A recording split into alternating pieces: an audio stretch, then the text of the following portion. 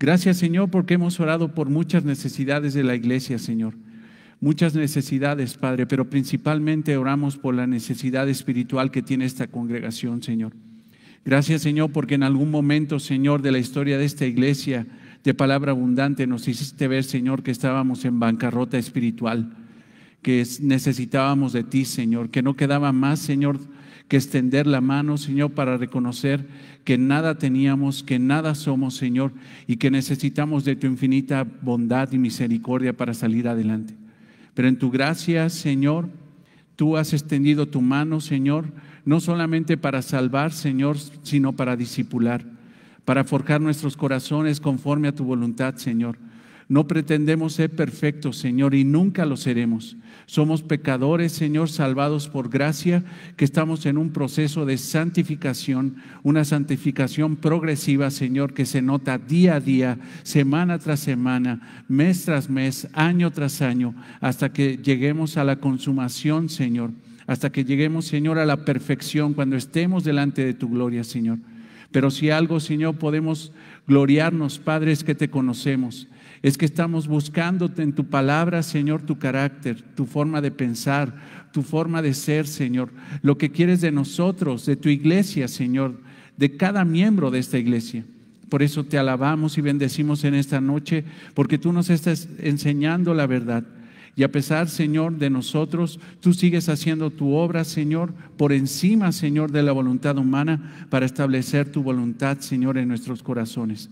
Pero por medio de tu Espíritu, Señor, te podemos decir que queremos hacer tu voluntad y no la nuestra, Señor. Queremos vivir para tu gloria y no para nuestra propia gloria. Queremos, Señor, ser esos discípulos, Señor, entendidos, que el que quiera ir en pos de ti, niéguese a sí mismo, tome la cruz, Señor, y te debes seguir, Señor. Por eso, Padre, estamos aquí para seguirte, para escuchar tu edicto, tu palabra, para que tú nos digas qué hacer y nosotros a través de tu Espíritu que inculca obediencia y humildad, seguir, Señor, en los pasos que tú, Señor, has marcado para nosotros. Te alabamos, te bendecimos y te damos gracias en esta noche, en el nombre de Cristo, nuestro Señor y Salvador. Amén. Amén. Gloria a Dios, hermanos, vamos a sentarnos. Y los que están en casa seguramente ya están sentados con su cafecito en la mano. Nada más, hermanos, no estén viendo la novela y al mismo tiempo la enseñanza, porque no van a entender nada. No. Esos es a veces los riesgos de estar en casa. Debes de recordar que estos son tiempos de edificación, son tiempos del Señor.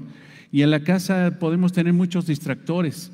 Me acuerdo que, y no es juicio, pero me acuerdo que cuando estábamos transmitiendo por Zoom, que era un poquito complicado, veía hermanos que estaban poniendo atención, pero de repente se distraían, que porque corrió el niño, que porque algo pasó en la cocina, y así se la pasaban en un montón de cosas, casi como Marta, afanada y turbada, en lugar de escoger la buena parte. Pero vaya, si algo podemos gozar a los que estamos aquí es que nos enfocamos, hay pocos factores de distracción. Obviamente pues es jueves, ya es noche, venimos del trabajo, estamos cansados.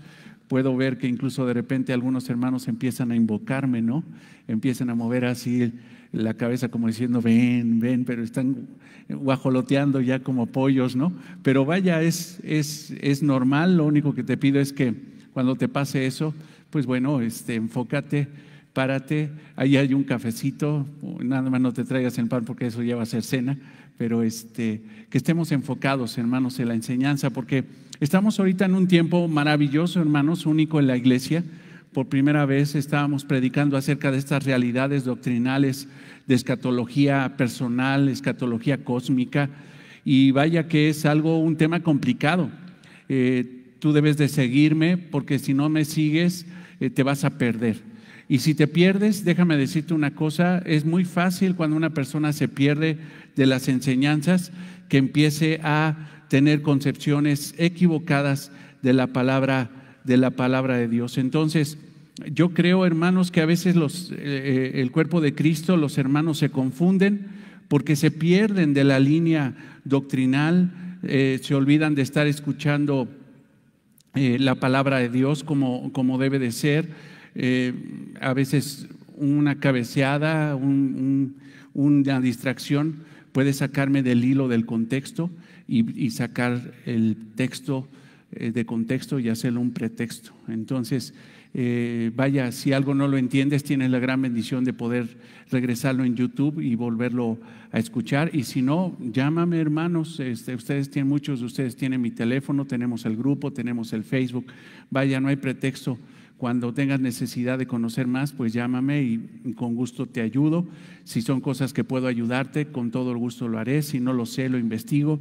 Pero el caso es que todos podamos entender la palabra de Dios. Bien, hablábamos la semana pasada acerca de las 70 semanas de Daniel. ¿Por qué era importante ese tema de las 70 semanas de Daniel? ¿Por qué? Porque es la columna vertebral de la profecía bíblica. Si entendemos bien las 70 semanas de Daniel, podemos entender muy bien los pasajes de escatología que vienen más adelante. Por ejemplo, en Mateo 24, podemos entender Apocalipsis, por ejemplo, del 6 al 19, todo ese pasaje que en algún momento lo vamos a estudiar, probablemente el domingo, si no el próximo jueves, vamos a estudiar todo eso de la tribulación. Pero debemos de entender perfectamente bien las 70 semanas de Daniel. Algo que era yo enfático, que quería mostrarles, es que la palabra de Dios enseña, hermanos, y eso lo creemos fielmente, de que la iglesia no es Israel. Hay otros hermanos que dicen que sí, que la iglesia es el segundo Israel, que la iglesia es el plan de Dios para continuar con su proyecto de salvación frustrado por Israel, porque Israel falló. Y entonces, como no funciona Israel, ahora la iglesia va a empezar a operar con las promesas de Israel. Eso, hermanos, no lo enseña la Biblia. Ahora, obviamente te vas a encontrar hermanos reformados, hermanos que predican sana doctrina, que van a decir que no están de acuerdo con eso. Y tú, hermanos, como yo te lo he dicho en estos días, nosotros tenemos que tomar una posición acerca de la escatología, acerca de este tema tan importante de la palabra de Dios. Puede ser que haya 3 posiciones o 4 posiciones. Nosotros nos hemos sentado en una, que yo creo que lo vas a ver al final de lo que voy a enseñar el día de hoy o probablemente el domingo. Cualquier posición de esas podría ser, mas sin embargo nosotros creemos que una interpretación sincera de la Biblia, una interpretación literal, gramatical e histórica de la Biblia nos hace entender los tiempos proféticos de esa forma. Hay hermanos que dicen que no, que cuando se habla de profecía se está hablando de algún aspecto alegórico de la palabra de Dios. Por ejemplo, Apocalipsis tiene muchas alegorías. Habla de sellos, habla de una mujer coronada con estrellas, habla de un montón de símbolos que la realidad es que nosotros creemos que tienen una interpretación literal, gramatical e histórica. Pero hay un grupo de hermanos muy amados que dicen que no, que son alegorías que se tienen que interpretar de alguna forma alegórica. Y eso, hermanos, nosotros no estamos de acuerdo.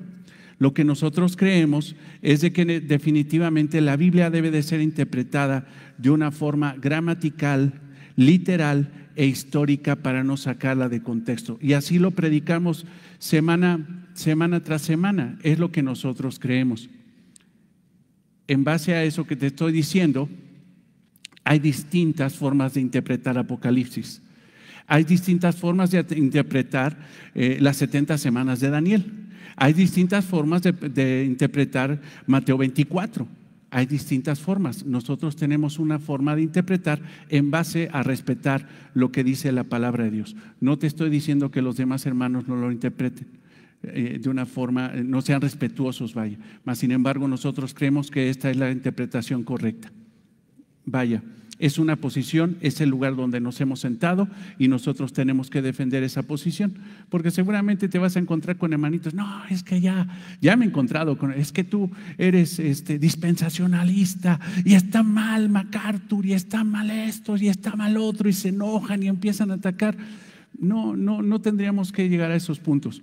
Realmente, hermanos, sí hay posiciones distintas en todo esto de la escatología, pero no son puntos para discutir. Estas posiciones, hermano, no atentan contra la soberanía de Dios, en contra de la gracia, en contra de las 5 solas. No atentan absolutamente nada de eso. Son cosas futuras que de alguna forma tenemos que aprender a interpretarlo de la mejor manera posible. Bien, bajo ese contexto, hay hermanos, por ejemplo, Sugel Michelén, sí lo dije bien, porque luego me dicen, él no cree que hay un rapto. R.C. Sproul, que es un maravilloso teólogo que lo oigo casi todos los días, por ejemplo, ahorita salió su Biblia maravillosa de estudio de la Reforma, que te aconsejo o te recomiendo sobremanera que la compres, la consigas. Es un poco cara, cuesta más de $1,700 la versión más barata, pero es maravillosa.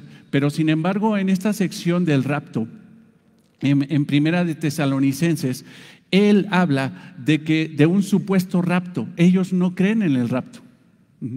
Mas sin embargo, nosotros sí creemos que va a haber un rapto de la iglesia antes de la tribulación.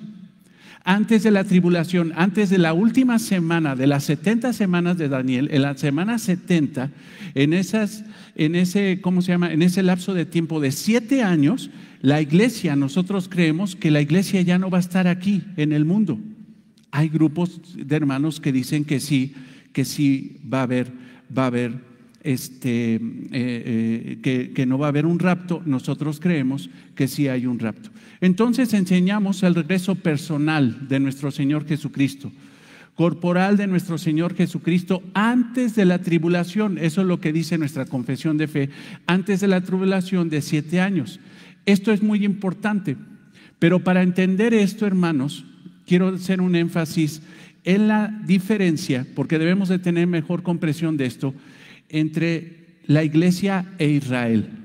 Eso es bien importante. Eso es bien importante. Hay hermanos en iglesias, hermanos, que creen que nosotros somos Israel y que es necesario las danzas en la reunión dominical, y que si no suben las muchachas de la danza para adorar a Jehová, estamos faltando. O que se tiene que tocar el shofar. Tú has encontrado iglesias donde incluso hay hermanos que tocan el shofar y supuestamente hay estrategias y tipos de toques para invocar la presencia de Dios. Eso, hermanos, no lo enseña la Biblia. No lo enseña la Biblia. No es necesario todo eso. Nosotros somos una entidad muy distinta a Israel, muy distinta a Israel. Pero hay mucha confusión al respecto. Algunos dicen que la iglesia es Israel, como te lo decía, o viceversa. Incluso algunos dicen que Dios ya no tiene trato con Israel, que incluso como Israel falló por la dureza de cerviz, Dios detuvo definitivamente todo proyecto con Israel, le retiró las promesas y ahora se las da a la iglesia. Eso, hermanos, es falso. Dios tiene un pacto con Israel. Dios tiene un pacto con Abraham, Isaac y Jacob, con los patriarcas, con Israel, y va a cumplir su pacto. Va a cumplir su pacto. Es errónea todas esas posiciones que dicen que definitivamente Dios ya no tiene un trato con Israel. Nosotros creemos, hermanos, que por haber desechado a su Mesías, por haber desechado Israel a Jesucristo, Dios pausó a Israel y hoy es el trato con la iglesia. Pero no está transfiriendo las promesas de Israel a la iglesia.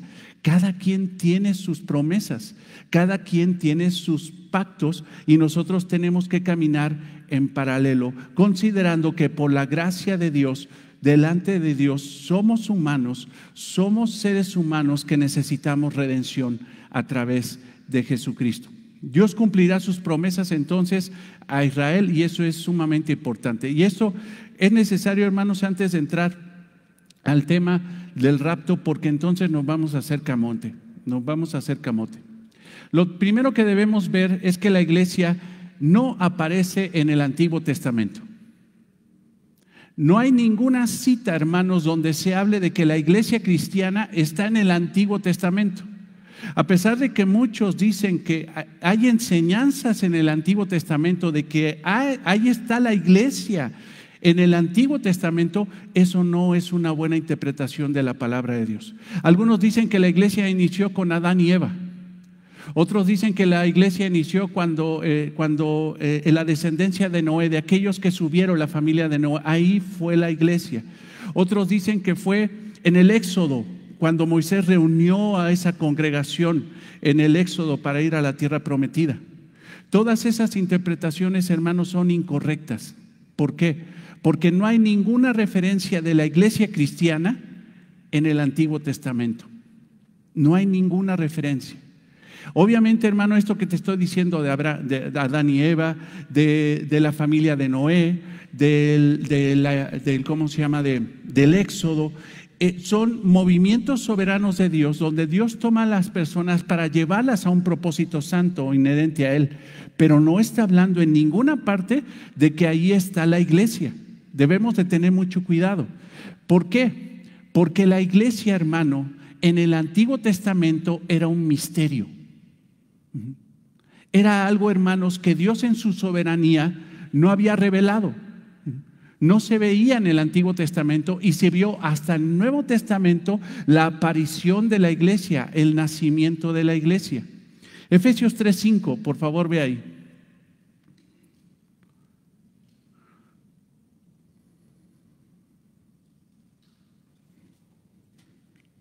En lo que estás buscando.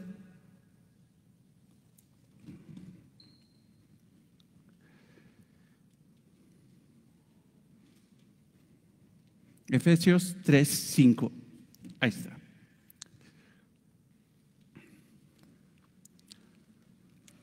Y fíjate lo que habla Pablo acerca de la iglesia. Efesios 3:5. Misterio que en otras generaciones no se dio a conocer a los hijos de los hombres. ¿A qué se refiere? A la iglesia. Pero que en otras generaciones, o sea, en las generaciones del Antiguo Testamento, no se les dio a conocer a los hijos de los hombres. ¿A qué se refiere? A los profetas. O sea, en aquel tiempo, hermano, los profetas no tenían ni idea de que venía una iglesia cristiana. En aquel tiempo, hermano, los profetas nunca profetizaron acerca del advenimiento de una iglesia que adorara a Cristo, una iglesia salvada por Jesucristo. No. Ahora, ve después de la coma, dice, nos dio a conocer a los hijos de los hombres, como, que podríamos interpretarlo de una mejor manera como, pero ahora es revelado a sus santos apóstoles y profetas por el Espíritu. Ahora, está diciendo que los que tuvieron la revelación de la iglesia no fueron los profetas del Antiguo Testamento de otras generaciones, sino fueron los apóstoles y los profetas del Nuevo Testamento, a través de quien el Espíritu Santo lo reveló. Recuerden una cosa, un misterio de Dios es algo que Dios ha decidido en su soberanía ocultar y que en algún momento soberano inherente a Él lo va a revelar. En el Antiguo Testamento, entonces, lo que está diciendo Pablo es que Dios decidió no revelar a la iglesia, fue un misterio. Pero hubo un momento ahora, en los tiempos de los apóstoles y profetas, en la escritura del Nuevo Testamento, a través del Espíritu, que Dios decidió revelar la realidad de lo que es la iglesia cristiana. Velo el número 6, que los gentiles son coherederos. O sea, para un judío de aquel tiempo entender que la salvación iba a ser también para un pueblo que no era judío, era una locura. Hoy incluso los judíos del tiempo de Jesús pensaban que los únicos que iban a ser salvos y que iban a estar en el cielo eran los judíos, el pueblo de Dios. Pero aquí lo que Dios está revelando, lo que Dios está descubriendo en el versículo 6 es que los gentiles, o sea, nosotros los que no somos de la nación de Israel, que no somos judíos, somos coherederos y miembros del mismo cuerpo. Esto en el Antiguo Testamento nunca se dice. Y copartícipes de las promesas en Cristo Jesús por medio del Evangelio. Ni siquiera entonces los profetas del Antiguo Testamento pudieron ver la realidad oculta por Dios. La iglesia salvada por Cristo, la iglesia formada por gente que no sería de raza judía, es lo que está diciendo. Yo te pido que vayas a Gálatas 3:28.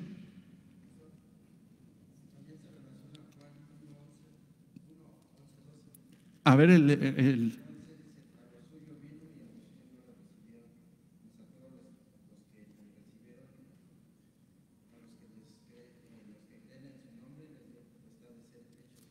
es correcto. A los suyos vino y los suyos no le recibieron. O sea, ¿qué pasó? Israel no aceptó a su Mesías. En ese momento Dios pausa, es como ponerle pausa a un aparato de reproducción. Dice, decido pausar a Israel y ahora tener un trato con los gentiles. A todos los que creen en su nombre. Ya no es necesariamente judío, sino es cualquier persona de cualquier raza en cualquier parte del mundo. Quiero decirte, hermanos, es exacto, Samuel. Quiero aclararte que, o la pregunta sería, ¿hoy Dios está salvando a judíos? Sí. ¿Cuál es el requisito en base a lo que acabas de leer, Samuel? A los que creen que en su nombre, cualquiera, aunque sea judío. Ahora, como nación, como pueblo de Dios, Dios ha pausado a Israel, pero Dios continuará su propósito en un momento futuro con Israel para establecer salvación. Acuérdense, hermanos, que la última semana de la profecía de Daniel no es para juicio de Israel, sino es para purificación de Israel. No es para destruir a Israel. La tribulación y la gran tribulación no es para destruir a Israel, sino para santificar a Israel. ¿Recuerdas eso? Que Dios va a acabar ¿qué? Con la prevaricación, acabará con el pecado, vendrá la justicia permanente, vendrá la redención del Mesías. ¿Sí recuerdas? ¿Todo eso para qué? ¿Para destruir a Israel? No, para cumplir su pacto que estableció con los patriarcas con Israel. Eso es muy, muy importante. Pero vean en Gálatas 3:28. Pablo aclara que la promesa de Dios a Abraham de una bendición universal iba a ser a través de la plenitud de Cristo. Vean, Gálatas 3:16. Ahora bien, a Abraham fueron hechas las promesas. ¿A quién le hicieron las promesas? ¿Qué promesas recuerdas las promesas? ¿Cuáles son? La descendencia. Descendencia, una gran nación, promesa universal para todas las familias de la tierra y también una promesa de una heredad, de una tierra. A Abraham le fueron las promesas, pero ven el versículo 16. Estamos en Gálatas 3:16. Ahora bien, a Abraham fueron hechas las promesas y a su simiente. No dice y a las simientes, no dice, como si hablase de muchos, sino como de uno. O sea, la promesa que Dios le dio a Abraham no solamente fue a Abraham, sino a su simiente, a una sola. ¿Y cuál es esa simiente? Jesucristo. Entonces, hermano, la realidad es que la promesa de salvación no fue para Abraham, sino fue para Jesucristo.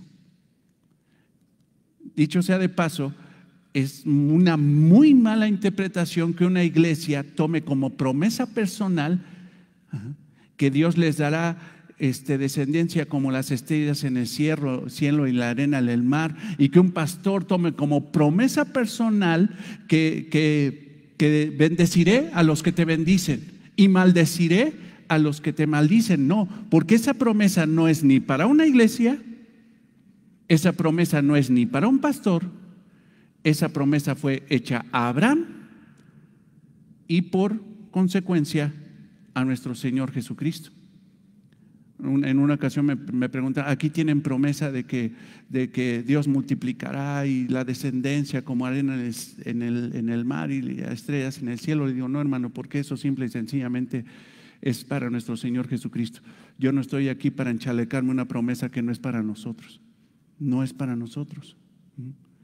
No es para nosotros. Ahora, ve el versículo 28, 3:28, Gálatas 3:28. Adelántate un poquito ahí. Ya no hay judío ni griego. O sea, ya no va a ser una iglesia conformada, o sea, no va a ser un pueblo nada más salvado por la gracia de Dios de judíos, sino que ahora va a ser una iglesia formada por judíos y griegos. Ya no hay judío ni griego, no hay esclavo ni libre. O sea, tanto el que emplea como el que está empleado, tanto el que esclaviza como el que es esclavo, será parte. No hay varón ni mujer, todos. Para todos vosotros sois uno en Cristo Jesús. Este, hermano, era el misterio que nunca fue revelado en el Antiguo Testamento. Ese misterio se llama la iglesia. ¿Formada de qué? De judíos y griegos, o sea, de judíos y gentiles, de gente de todo tipo, de hombres y mujeres, de toda nación. Son uno en Jesucristo. Esto nunca existió, pero se vio y se reveló. ¿En qué momento? ¿Cuándo inició la iglesia? ¿Cuando Dios creó a Adán y Eva? No. ¿Cuando descendieron esos del arca de Noé, después de haberse ahogado todos en el diluvio universal? No. ¿Cuando Moisés sacó al pueblo de Egipto y llevaba toda esa congregación? No. La iglesia nació en Hechos 2, en el día del Pentecostés. Ahí es el nacimiento de la iglesia. Ahí ese gran misterio fue revelado por Dios, pero previamente el Señor Jesucristo lo había dicho en Mateo 16: yo edificaré, en un futuro edificaré mi iglesia. Pero fue hasta Hechos 2 donde vemos esa realidad. Hay unos hermanos, amados hermanos, le llaman teólogos del pacto, o son los de escatólogos, los que tienen una escatología reformada, que mantienen la posición de que existe la iglesia desde el Antiguo Testamento. Nosotros consideramos que no, hermanos. Nosotros consideramos que la iglesia, hermanos, tiene un nacimiento específico en el Nuevo Testamento. No hay evidencias, hermano, de que la iglesia haya existido desde el Antiguo Testamento. No hay esas evidencias. Yo te pido que vayas, por ejemplo, a Génesis 15:6, porque alguien se preguntará, bueno, entonces, a ver, buena pregunta. Y en una ocasión yo estaba con un grupo de pastores, eran como 30 hermanos, pero híjole, bien desafortunado el asunto, porque pues, amados hermanos, o sea, los amo con todo el corazón, y no es que yo sea mejor que ellos. Pero en una ocasión un hermano, un pastor, entre los 30 pastores, preguntó: ¿cómo es entonces que fueron salvos las personas del Antiguo Testamento si no creyeron en Cristo? O todavía la pregunta era: ¿cómo se salvaron si Cristo todavía no había nacido? ¿Y sabes cuál fue la situación? Nadie pudo contestar, y en ese momento yo tampoco. La pregunta es: ¿cómo se salvaron Moisés si no creyó, si todavía Cristo no venía al mundo? Porque creían en Dios. Acabas de decir gran verdad. ¿Cómo se salvaron los hombres del Antiguo Testamento? ¿O qué? ¿Nada más se salvaron los que creyeron en Jesucristo para acá? ¿O cómo se salvaron los fieles del Antiguo Testamento? ¿Cómo fue? Uh-huh.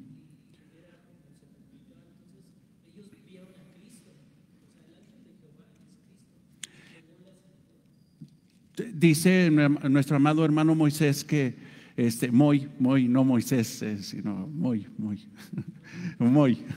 Dice Moy que hubo una cristofanía, el ángel de Jehová en el Antiguo Testamento, cuando Cristo se presentó, por ejemplo, en el horno ardiente, cuando entraron esos amigos de Daniel y que no fueron consumidos por el fuego, y que el rey vio a uno como un hijo de Dios, que lo vio entre ellos. Sí, esa es una cristofanía, pero sin embargo fue muy, muy esporádico.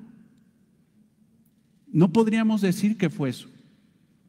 ¿Cómo ha salvado Dios a la gente? Desde el Antiguo Testamento hasta el Nuevo Testamento. ¿Cómo ha salvado? ¿A través de qué? De la fe, a través de la fe. Génesis 15:6. ve lo que dice ahí. Y esa es una gran verdad también reiterada en el Nuevo Testamento, y lo dice Pablo el apóstol. Génesis 15:6. Y creyó a Jehová. ¿Quién? Abraham. Y creyó a Jehová y le fue contado. ¿Por qué? Por justicia. O sea, la expresión es: Abraham le creyó a Dios y Dios lo justificó. Cuando nosotros creemos en nuestro Señor Jesucristo como Señor y Salvador, reconocemos nuestros pecados y vamos a Él en arrepentimiento y fe, en ese momento, hermanos, por la realidad escritural, nosotros somos declarados justos. Dios salvó, y fue lo que no entendieron mis hermanos pastores que estaban ahí, que Dios ha salvado de la misma forma, tanto en el Antiguo Testamento como en el Nuevo Testamento, a través de la fe. A través de la fe.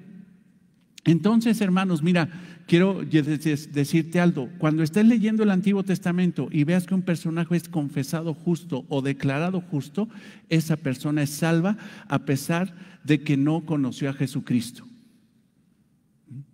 Ahora, una realidad más contundente hoy de esta situación de la salvación antes de la venida de nuestro Señor Jesucristo es que todos aquellos que eran hombres del Antiguo Testamento, mujeres del Antiguo Testamento, reconocían su pecado y llevaban un sacrificio al altar.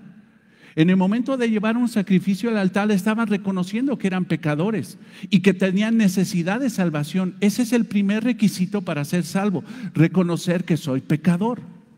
Y la segunda, hermano, realidad es que esos hombres del Antiguo Testamento esperaban un Mesías, un Salvador, un redentor, un rey.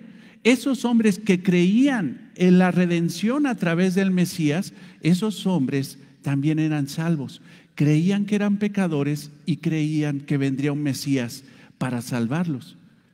En el Antiguo Testamento esa era la posición. Mas sin embargo, hermanos, en el Nuevo Testamento se revela quién es el sacrificio y quién es el Salvador de esos hombres, y es Jesucristo. Entonces, hermanos, eso es importante, dicho sea de paso, ¿no? Dicho sea de paso. ¿Por qué? Porque Dios, hermano, ha salvado de la misma forma. Mas, sin embargo, hermanos, a pesar de que Dios ha salvado de la misma forma, en el Antiguo Testamento no tenemos la evidencia de una iglesia cristiana. No la tenemos. Para que Dios creara una iglesia cristiana, ¿qué se necesitaba? ¿O qué se necesita? ¿O necesitaba? Porque ya pasó. ¿Creer en qué? En Cristo. Entonces, pero ¿cómo vas a creer en Cristo? ¿Qué se necesitaba? Doctrina. A ver. El Espíritu, bueno, ahí vamos. El Espíritu Santo siempre ha estado, hermana. Se movía sobre la faz de las aguas, Génesis 1. ¿Tener fe? Pues mira, te lo voy a decir como dice un libro del pastor Carballoso que he leído en estos días. Para que la iglesia cristiana existiera, lo que se necesitaba era Cristo en la tierra.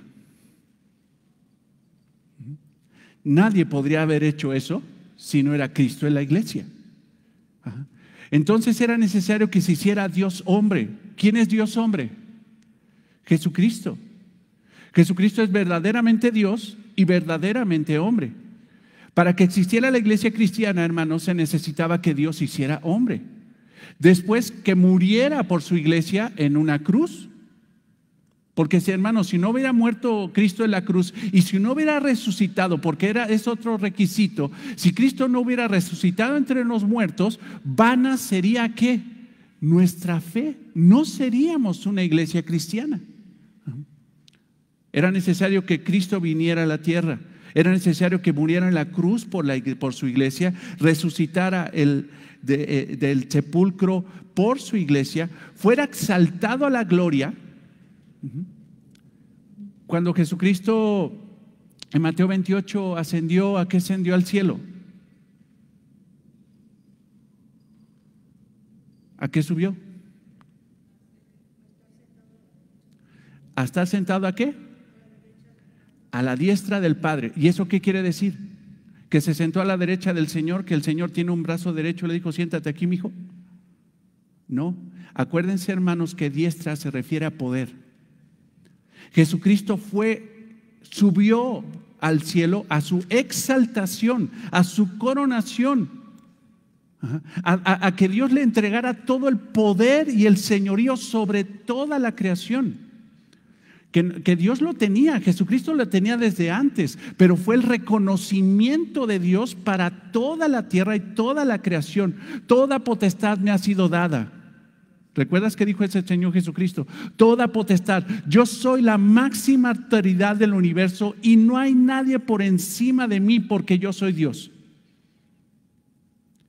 Él subió a su coronación y Él está coronado en gloria y va a regresar.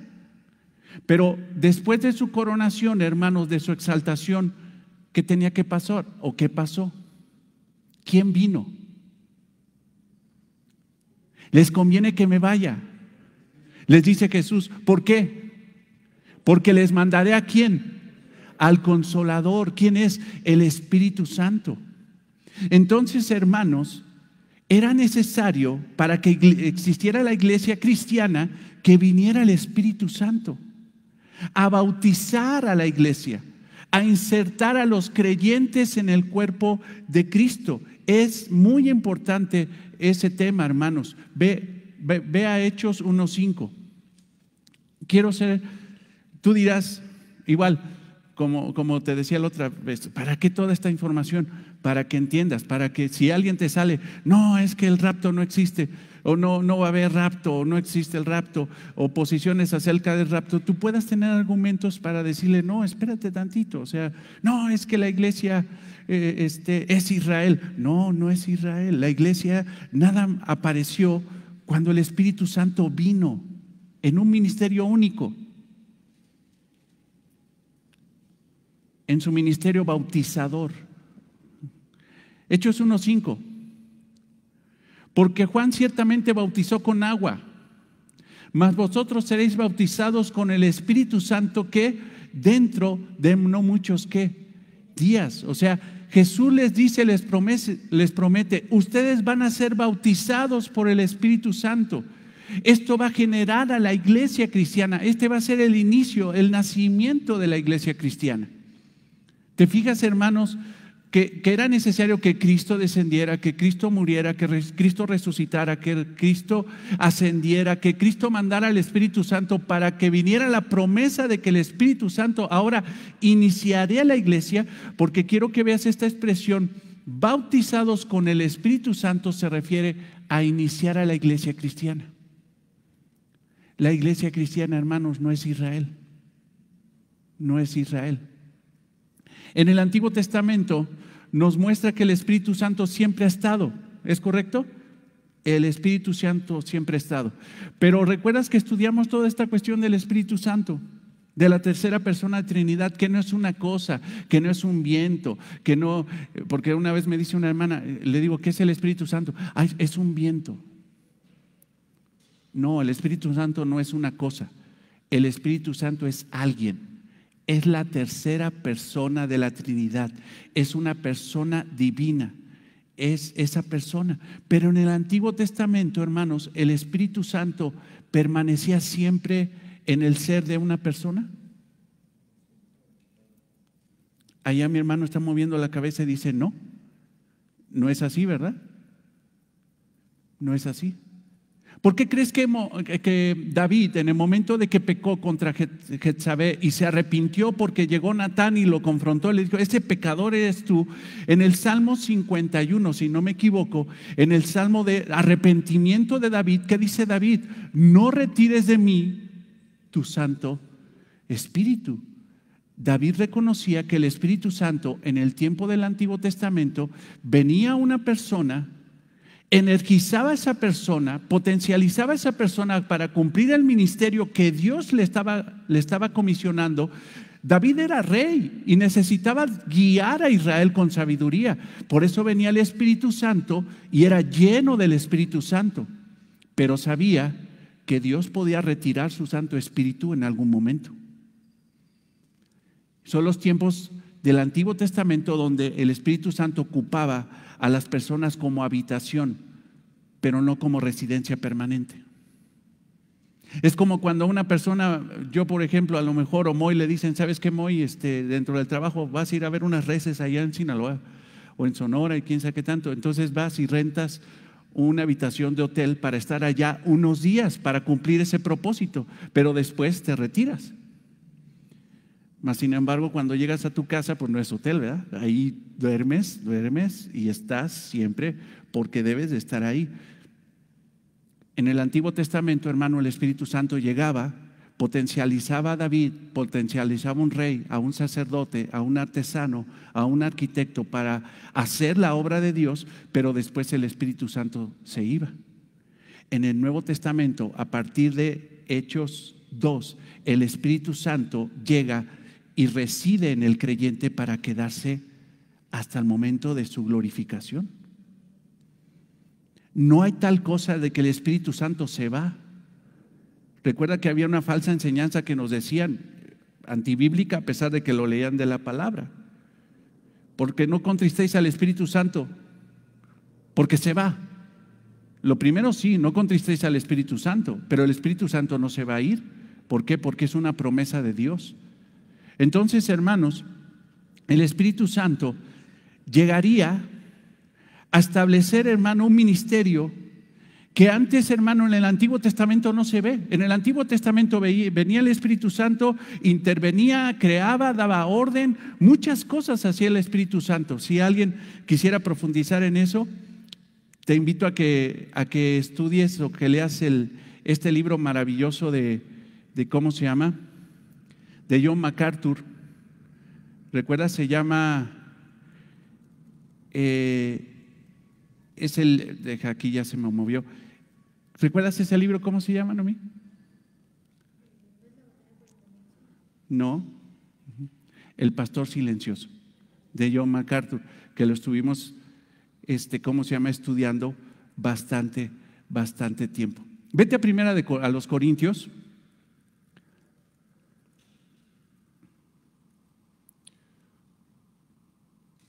El Espíritu Santo viene y cumple un ministerio fantástico en su iglesia. Primera a los Corintios 2, déjate doy la cita. Primera a los Corintios 12, perdón, me estoy confundiendo. Primera a los Corintios 12.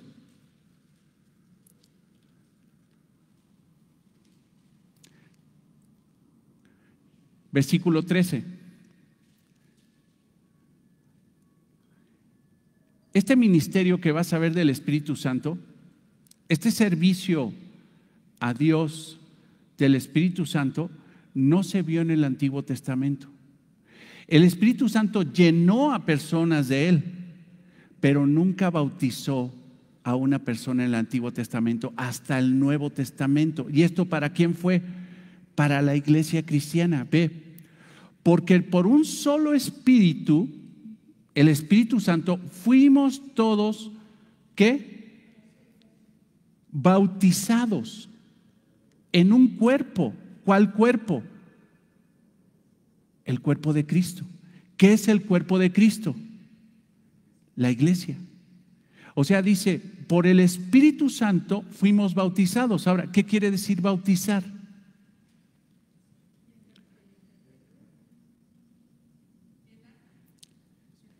Ajá. Recuerda que el acto de bautizar es como el acto de sumergir, es sumergir. Ajá. Es correcto, mas sin embargo, veamos literalmente lo que significa bautizar: sumergir, insertar, meter en plenitud. Ahí no está hablando de agua, está hablando de bautizar, sumergir, insertar. Ahora, ve el texto. Porque por un solo Espíritu fuimos todos insertados, sumergidos, ¿en qué? En un cuerpo, en el cuerpo de Cristo. ¿Qué quiere decir? Que el Espíritu Santo, la obra que hace es insertar en el cuerpo de Cristo al creyente. Cuando una persona cree, el Espíritu Santo se va a encargar inmediatamente de que esa persona cree en Cristo, de tomarlo espiritualmente y llevarlo para insertarlo en la iglesia de Jesucristo. Eso es lo que está diciendo.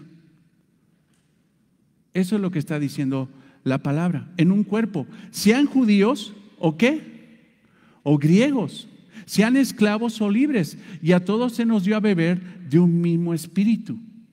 Este ministerio del Espíritu Santo, hermanos, no se ve en el Antiguo Testamento. Solamente se ve en la iglesia de Cristo. Solamente. La era de la iglesia de Cristo, el cuerpo de Cristo, es desde el tiempo donde inició la iglesia. La era de la iglesia, si alguien me dice, ¿cuál es la era de la iglesia? ¿Qué tiempo va a durar la iglesia en esta tierra? Desde el Pentecostés hasta el rapto. ¿Es correcto, May? Ahora, ¿cuánto va a ser ese tiempo? Sabemos, hermano, cuándo nació la iglesia, en Hechos 2. Ahora, ¿cuándo nació la iglesia en la tierra? ¿Por qué? Porque la iglesia, hermanos, recuerda una cosa, Dios la concibió desde antes de la fundación del mundo. Pero ve su inicio en Hechos 2 y vamos a estar en esta tierra hasta que el Señor venga por nosotros, hasta el rapto. ¿Cuándo va a ser el rapto? Pues no. Si quieres saber, ve a oír al Mando Alduz y que de repente se le van las cabras y anda queriendo profetizar cosas, se mete en unos problemas. Es ilógico, nadie sabe, hermano, cuándo va a ser el tiempo del rapto, pero lo que sí sabemos es que el tiempo de la iglesia en la tierra es desde Pentecostés, Hechos 2, hasta el rapto. ¿Cuándo va a ser el rapto? No lo sabemos, pero el inicio de la iglesia, hermanos, es en Hechos 2, no en Génesis 1, ni en Génesis 2. No es así, no es así. Mateo 16, 18, ve esta realidad.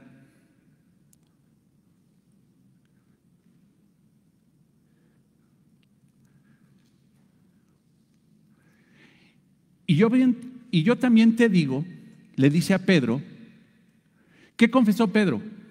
Que él era el Cristo, el Hijo del Dios viviente. Esa fue la confesión de Pedro. Y Jesucristo reconoce esa gran realidad. Y yo también te digo, tú eres Pedro, y sobre esta roca, sobre esa confesión, bajo la realidad de que yo soy Dios, edificaré, ¿qué? Mi iglesia. Ahí, hermanos, en toda la palabra de Dios es la primera vez que viene esta palabra hermosa que es iglesia. Es la primera vez. Esta palabra no la encuentras en el Antiguo Testamento. Nunca la vas a encontrar, como lo dice nuestro Señor Jesucristo, nunca la vas a encontrar en el Antiguo Testamento. ¿Qué es iglesia? Eclesia en el griego. Llamados fuera. Una congregación, unos apartados, una congregación, eclesia. Fíjate, dice, edificaré. ¿Cuándo? ¿Ya está hecha? ¿Qué tiempo es de ese verbo? Futuro. Pero ¿sabes qué, hermano? Ese tiempo futuro, lo más significativo de esa expresión edificaré es el modo, es modo indicativo. ¿Qué quiere decir? Lo voy a hacer, es una realidad futura, lo voy a hacer. ¿Y cuándo cumplió eso Jesucristo? Ahí. Te aseguro, hermanos, que cuando le dijo a Pedro y le dijo a los apóstoles, yo edificaré mi iglesia, ellos se quedaron, iglesia, eclesia, llamados fuera. ¿De qué estará hablando? No sabemos. Eclesia, congregados, llamados aparte. Qué raro. Pero cuando vino el Espíritu Santo en Hechos 2, ellos se dieron cuenta de qué estaba hablando Jesucristo. Ni siquiera cuando les dijo a Pedro, yo edificaré mi iglesia, él entendía qué estaba diciendo Jesús. Pero fue en Hechos 2 cuando él se dio cuenta de la realidad, cuando estaban esos 120 orando, Vino el Espíritu Santo, fueron llenos del Espíritu Santo y ahí empezó la iglesia cristiana. Y Pedro, hermano, y los apóstoles empezaron a entender lo que dijo Cristo: yo edificaré en un futuro mi iglesia. Entonces, eso es algo maravilloso, hermanos. Y aparte, sigo avanzando con este tema, pero hay algunos que piensan que la iglesia es como la llanta de refacción de Dios. Ya me falló Israel, pues ahora, ¿sabes qué, Jesús? Pues baja para pues hacer ahora un nuevo pueblo que sí me glorifique, que sí me honre, que sí me obedezca, porque estos fueron duros de servir. ¿Tú piensas eso? La realidad, hermanos, es que no. ¿Por qué? Porque en Efesios 1, 3, 4, si me acompañas, nos damos cuenta que la iglesia no es el plan B de Dios. Y ahí es donde muchos hermanos se ponen al brinco, porque, entonces estás diciendo que ¿cómo se llama? Que la iglesia es, ¿cómo se llama? Que Dios tiene plan B. Se empiezan a molestar. ¿Cómo estás diciendo? O sea, entonces la iglesia no es Israel. Entonces la iglesia fue formada como plan B por Dios. Estás diciendo una herejía. ¿Cómo crees que Dios no es soberano y no tiene control de las cosas? ¿Qué no sabía que Israel iba a fallar? Él sabía que Israel iba a fallar. Él sabía. Dios, hermano, no le agarra de sorpresa nada. Dios diseñó todas las cosas antes de la fundación del mundo. Efesios 1:3. Bendito sea el Dios y Padre de nuestro Señor Jesucristo, que nos bendijo con toda bendición espiritual en los lugares celestiales en Cristo, según nos escogió en Él antes de la fundación del mundo. ¿Desde cuándo tú eres cristiano? Yo me acuerdo, pastor, que llegué a la iglesia y me subí a la tarima y confesé a Cristo como mi Señor y Salvador, y desde ahí, mire, hasta lo tengo apuntado en mi Biblia, es memorable. Pues será el día histórico en la tierra, pero ¿sabes desde cuándo Dios te escogió? Ni desde el vientre de mamá, como dijo David, desde antes de la fundación del mundo. Desde antes de la fundación del mundo, Dios ya había diseñado su iglesia. O sea que no somos el plan B. Dios no le agarró de sorpresa, hermanos. Desde antes de la fundación, para que fuésemos santos y sin mancha, santos. Es una expresión muy similar, hermano, a eclesia, apartados de, alejados de, congregados para. Sí, Lalo. Sí, mi hermano, con todo gusto. ¿Cómo se puede considerar entonces el grupo de, en este caso Israel, cuando se congregaban en Jerusalén, cuando se reunían para adorar a Dios, o cuando incluso iban al templo, cuando pequeñito el Señor Jesucristo va al templo, abre, les envuelve el rollo, les empieza a leer, pero ellos de alguna manera se congregaban, ellos se congregaban. Sí. Interesante pregunta. Pregunta Lalo para mis hermanos que están en internet. ¿Cómo se podría considerar a Israel cuando se congregaban para adorar a Dios, para leer la palabra de Dios, para orar a Dios en el templo? Se podrían considerar como su pueblo. Su pueblo. Y se congregaban con ese propósito, porque Dios les dio su palabra, les dio el templo de oración, de adoración. A él fue Israel el que se le dio todo eso para que lo administrara. Y como testimonio de fidelidad, propagaran esa adoración al Dios único y verdadero, porque esa fue la comisión que Dios le dio a Abraham. Mas, sin embargo, ¿qué pasó? Adoraron a otros dioses. Y en ese momento, hermano, la comisión que les había dado, la violaron.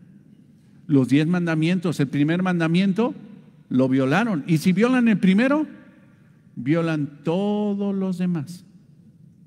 Pero hermano, es el pueblo de Dios. Que no vamos a satanizar a alguien que diga, mira, el pueblo de Dios cuando señala esta iglesia.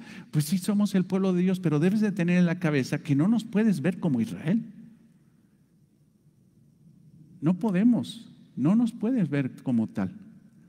Y no es menosprecio ni nada de eso, es el plan que tiene Dios para la iglesia y para Israel. Planes distintos, pero todos para su gloria y para su honra.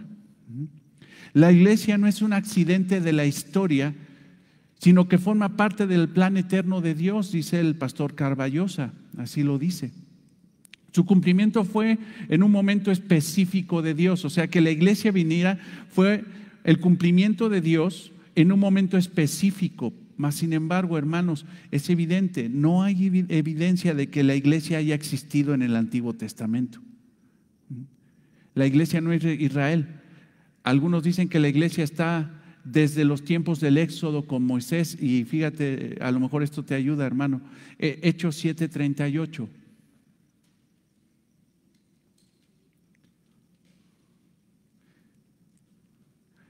Ahorita no sé si han visto que sale un rabino ahí de Tehuacán, Puebla, o de Oteotihuacán, algo así, que se llama el rabino quién sabe cuál. Híjole, es una locura ese señor, es una locura, ya es una mezcla horrible. Se deja las barbas, dice que es rabino y habla puro hebreo y ya está profetizando. Y no, unas cosas que dices, qué barbaridad, ¿no? Totalmente judaizante, un sincretismo de un montón de cosas, misticismo, superstición y todo ese tipo de cosas, pero la gente se apantalla porque dice, mira, es que parece judío. Y para salvarnos tenemos que parecer como judíos, actuar como judíos, e incluso a lo mejor decir como los que decían falsamente ahí en Gálatas, en la iglesia de los Gálatas, para ser salvo tienes que circuncidarte. No, hermanos, para ser salvo no es un rito, es la fe, tanto en el Antiguo Testamento como en el Nuevo Testamento. Es la fe. Es la fe. Hechos 7:38. Este es aquel Moisés que estuvo en la que congregación. Esa palabra, hermano, si tú ves los escritos en griego, es eclesia. Y por el hecho que dice, fíjate, este es aquel Moisés que estuvo en la iglesia en el desierto con el ángel que hablaba en el monte Sinaí. Ve, ahí está, el pueblo judío en el Éxodo es la iglesia de Cristo. Ahí dice, es la congregación. No, hermanos, pero simple y sencillamente no contamines la palabra. Ve el contexto. Cuando veas una palabra y quieres saber realmente qué quiere decir eso, vela bajo su contexto. Esa palabra eclesia simple y sencillamente se refiere a una congregación de judíos. La congregación de los judíos del Éxodo. Punto. No quiere decir más. Pero sin embargo hay gente que ve ahí desde eclesia, ahí está la palabra. Entonces desde Moisés, ese Éxodo, esos hombres, ese 1,5 millones de judíos en el Éxodo era la iglesia de Jesucristo. Ahí venía caminando a su promesa. Y luego, hermano, empezamos con situaciones. Entonces cuando llegues a la tierra prometida, pues dánzale y písala y decreta que es tuya, porque así debe de ser, y dale unas vueltas a la ciudad como si fuera la ciudad de Jericó. Y empieza la gente a hacer un montón de cosas creyendo que somos Israel. Y lo peor, hermano, ni siquiera Israel hace eso. Tú no vas a ver a un judío dando vueltas a la ciudad para conquistarla, porque sabe que eso fue un momento histórico. No es una receta de cocina para conquistar algo. No. La falta de la interpretación de la palabra de Dios.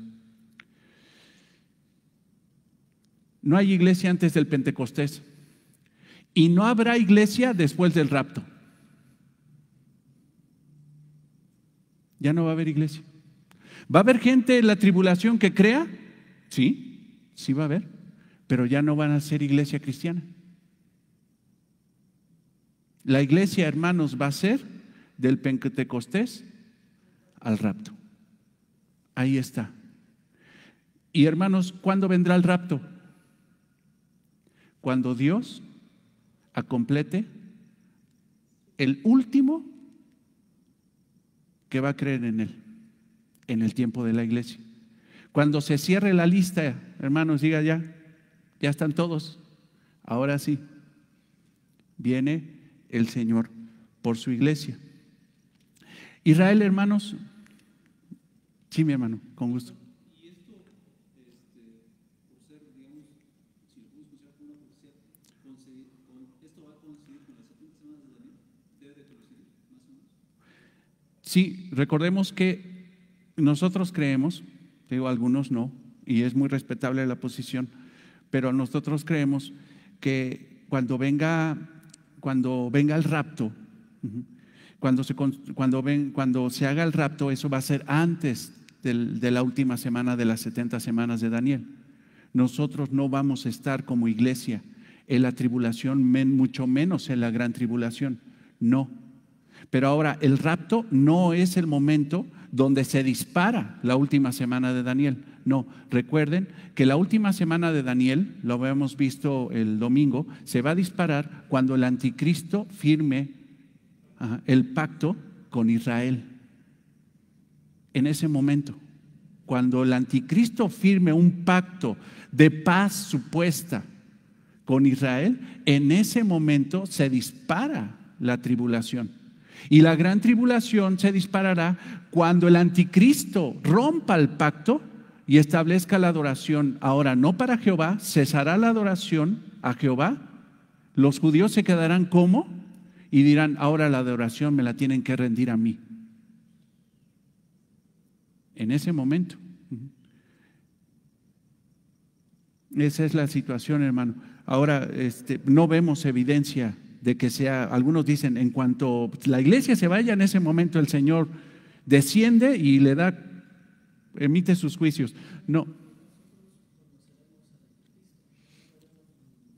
Sí, Moy, es correcto. Sí, porque dice, el anticristo sería es Francisco, el Papa Francisco. Pues sí, es un anticristo. No es la cuestión de persona, la persona malvada, sino anticristo que va realmente en contra de las enseñanzas de Cristo. Es un anticristo. Pero el anticristo como persona, como el potencializado de Satanás, no es Francisco. Porque si fuera Francisco, pues entonces, ¿qué hacemos con el rapto? Entonces ya se nos descompuso el reloj. Ya nos quedamos, hermanos, pues ya se tuvieron que ir. Nosotros no vamos a conocer al anticristo porque antes de la tribulación, donde se va a mostrar el anticristo, nosotros ya no vamos a estar en la tierra. Sí, mi hermano. Sí, ya nos huyimos. Otro dato, hermanos. Israel tiene 3,000 años de existir. Antes de Cristo tenía 3,000 años. Nosotros, hermanos, como iglesia tenemos 2,000 años después de Cristo. Entonces, no cuadra. Definitivamente. Y otra situación, cuando la Biblia en el Nuevo Testamento habla de Israel, nunca lo mezcla con la iglesia. Dice Israel y la iglesia. Israel y la iglesia, nunca lo mezcla. La iglesia cristiana es la unión en Cristo de judíos y gentiles. Dios sigue salvando y se puede salvar a judíos, claro, por medio de la obra del Espíritu Santo. Mientras que Israel cree que solo la salvación es para ellos. Eso es un concepto que tienen ellos. Vayan, por favor. Creo que terminamos este concepto y ya dejamos lo siguiente para el próximo domingo. Primera de los Tesalonicenses 1:10. Y fíjate que lo dice en el contexto de la epístola a los tesalonicenses, en la primera epístola. Y los tesalonicenses tenían una gran duda. Dice, bueno, ¿qué va a pasar con nuestros muertos en Cristo? ¿Qué va a pasar con nuestros familiares que murieron en Cristo? O sea, ¿ya se quedaron ahí? Porque había una falsa doctrina que les estaban enseñando, que no iba a haber resurrección de muertos. y de alguna forma se angustiaron y dijeron, bueno, entonces si murieron en Cristo, ¿qué? ¿Ya se van a quedar ahí en el sepulcro? Y Pablo les escribe, dentro de muchas cosas que escribe en la epístola, esta gran realidad. Pero ve, antes de la realidad del rapto, ve lo que dice Pablo y habla de que el rapto es la liberación de la iglesia del juicio venidero de Dios. O sea, el rapto es la forma de Dios donde Dios va a tener una unión con su iglesia, pero va a librar a su iglesia de su ira. O sea, Dios no quiere que su iglesia, la iglesia cristiana, sufra la tribulación. Ve, primera a los Tesalonicenses 1:10.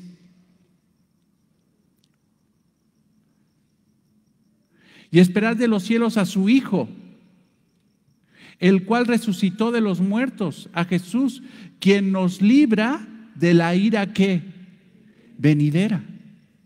Ajá. ¿Qué ira venidera? La tribulación. O sea, Dios no quiere, Jesucristo no quiere que su iglesia pase la gran tribulación, la tribulación. Primera a los Tesalonicenses 5, 8, 10. Esa es otra postura, hermanos. O sea, tenemos la postura que creemos que no vamos a estar en eso. Hay hermanos que dicen que sí, que vamos a estar en la tribulación, en la gran tribulación. Mas, sin embargo, nosotros no creemos eso. Primera a los Tesalonicenses 5, 8. Pero nosotros que somos del día, seamos sobrios, habiéndonos vestido con la coraza de fe y de amor, con la esperanza de salvación como yelmo. Porque no nos ha puesto Dios para ira, sino para alcanzar salvación por medio de nuestro Señor Jesucristo, quien murió por nosotros para que ya sea que velemos o que durmamos, vivamos juntamente con Él. Entonces, hermanos, si hay gente que dice que vamos a pasar la gran tribulación como iglesia, bueno, quién sabe si nosotros, depende de los tiempos. Entonces, ¿qué hacemos con estas citas que hablan que Dios no quiere que su iglesia pase por la ira venidera? ¿No? E incluso se lo está diciendo a los tesalonicenses que les habla acerca del rapto. Vayan por favor a 1 Tesalonicenses 4, 13, 18.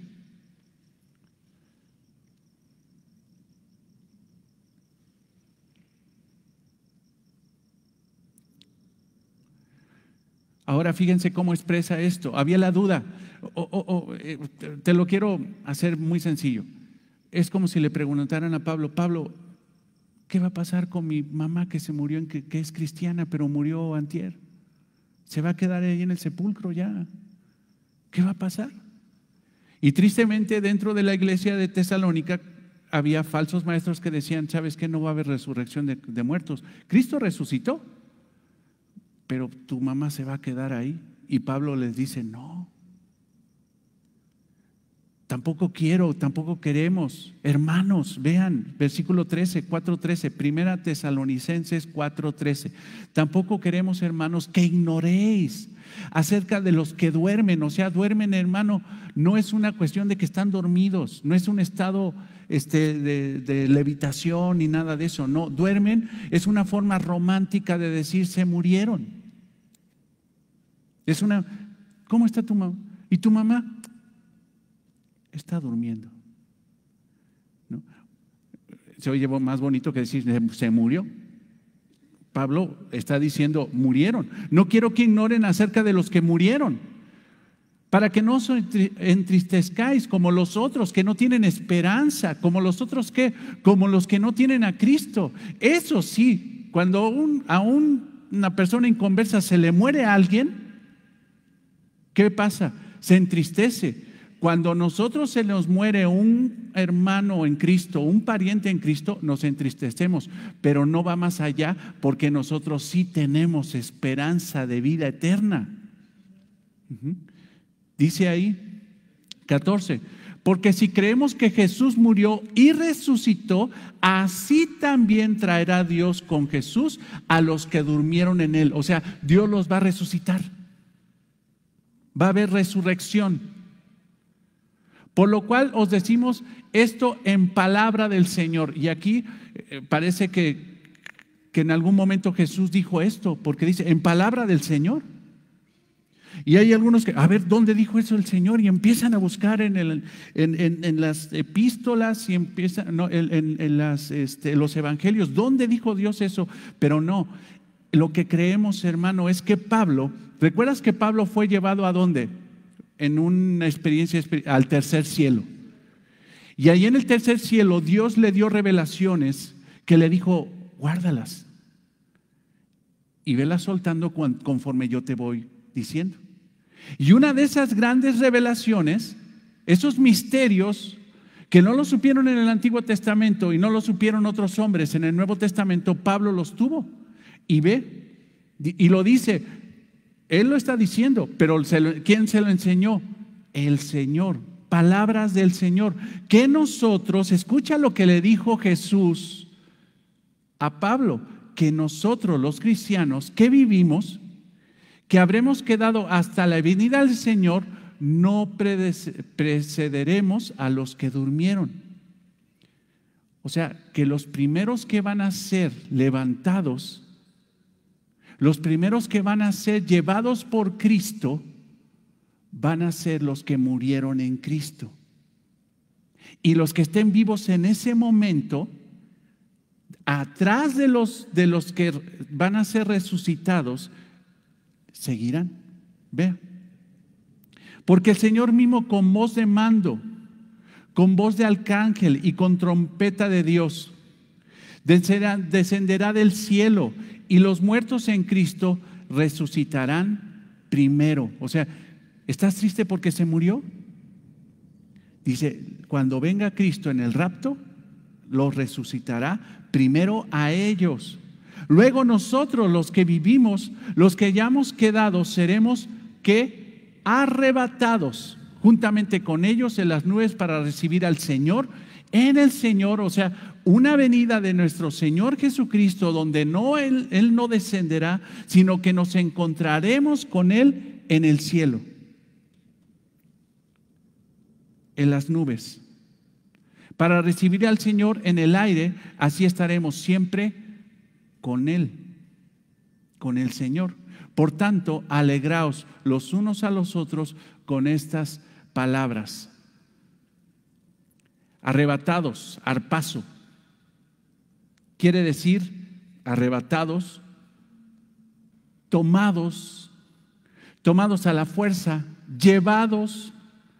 Otra expresión es robados, que obviamente el Señor, no podemos, el Señor roba, no, simple y sencillamente está tomando lo suyo, es como simple y sencillamente tomarlos con ímpetu, con ímpetu. Dice que seremos arrebatados. Esa expresión, hermanos, es en tiempo futuro, o sea, va a ser en un futuro. Puede ser en qué momento, en cualquier momento, a partir del próximo segundo. A partir del próximo segundo puede ser. Seremos arrebatados, tiempo futuro. Ahora, igual, el modo es importante, modo indicativo. Esto es una realidad. Vamos a ser arrebatados por el Señor.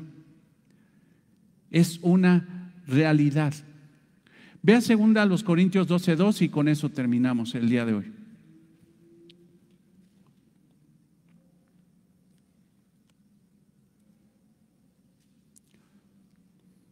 Y Pablo está hablando aquí de su experiencia, de que fue llevado al tercer cielo.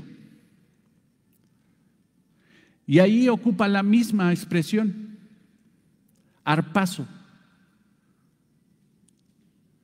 Conozco un hombre, según a los Corintios 12:2, conozco un hombre en Cristo que hace 14 años, si en el cuerpo no lo sé, si fuera del cuerpo no lo sé, Dios lo sabe, fue arrebatado, arpazo, hasta el tercer cielo. O sea, llevado. Llevado. El rapto entonces, hermanos, es el evento soberano de Dios, es la venida del Señor, porque nosotros creemos, hermanos, que va a venir una venida del Señor, una primera venida del Señor, donde Él no va a tocar tierra, donde nos encontraremos en el cielo con Él. pero va a venir una segunda vez, una realidad absoluta cuando Él venga a establecer su reino y descienda a la tierra en el reino milenial y establezca su reino por 1000 años. Pero antes de eso, nosotros nos vamos a encontrar en el cielo con Él. Entonces, el rapto es el evento donde Cristo vendrá a buscar a los suyos, vendrá a integrar a Él, a su iglesia, para después, hermano, empezar a desatar los juicios escatológicos que vienen presentados en la tribulación. Pero la tribulación no es para la iglesia, la tribulación es para depuración de Israel y para aniquilación o juicio de las naciones inconversas. Seguimos el próximo domingo, Dios mediante, y si tienen alguna duda, pues ahorita terminando de orar, con gusto, hermanos. Amado Señor, te damos gracias por tu infinita misericordia y por permitirnos este estudio. Gracias, Señor, porque esto nos da gran esperanza. Pero, Señor, también nos anima, Señor, y nos hace entender que no tendríamos que estar especulando de cuándo será el rapto, Señor, porque no va a haber ninguna señal que nos indique que el rapto ya viene, Señor. Ninguna, absolutamente ninguna, Señor. Pero esto que estamos estudiando nos indica, Señor, que nos tenemos que enfocar más en ti que en señales, que en tiempos, que en cronogramas, que están inventando, Señor, fechas, que si el próximo año, que si es tal fecha. Señor, eso no lo pide tu palabra. Lo que nos pide la palabra, Señor, no es que nos enfoquemos en señales, sino en ti, Señor. Enfócanos, Padre, para que podamos reflexionar de cómo estamos viviendo esta vida hoy, porque sabemos, Señor, que un día estaremos delante de ti para recibir, Señor, esas coronas, esas bendiciones, Señor, eternas que tú tienes preparadas, Señor, para aquellos que fueron fieles en esta tierra. Gracias, Señor, por tu palabra, gracias por la vida de mis hermanos, por su paciencia, y te pedimos, Señor, que estas grandes realidades podamos estudiarlas en lo individual, Señor, en lo individual, para poder profundizar y para poder tener este conocimiento maravilloso. Te damos gracias en el nombre de Jesús. Amén. Bien, hermanos, pues Dios los bendiga, Dios los guarde y nos estamos viendo el domingo, si Dios no lo permite. Si Dios no lo permite.